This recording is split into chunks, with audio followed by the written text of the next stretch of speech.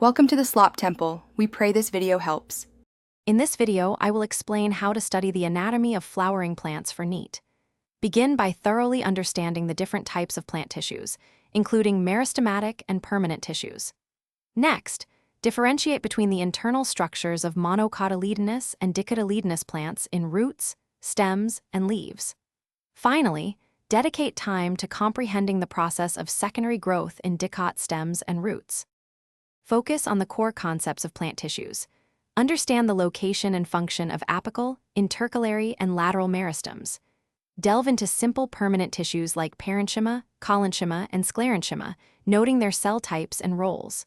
Then, master the complex tissues, xylem and phloem, by learning their specific elements. Finally, grasp the three tissue systems: epidermal, ground, and vascular. To study effectively, consistently draw and label diagrams of various plant parts and tissues. Develop comparison tables to highlight differences between monocot and dicot anatomy, which is crucial for NEET. Practice by solving a minimum of 50 multiple-choice questions every day to reinforce your understanding and improve speed.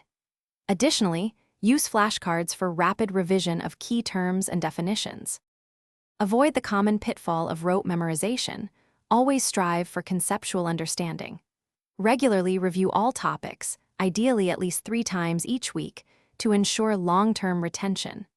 Prioritize the NCERT textbook, paying close attention to its diagrams and detailed descriptions.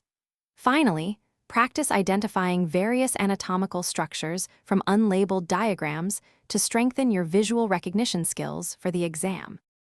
Thanks for watching. Consider subscribing if we helped you.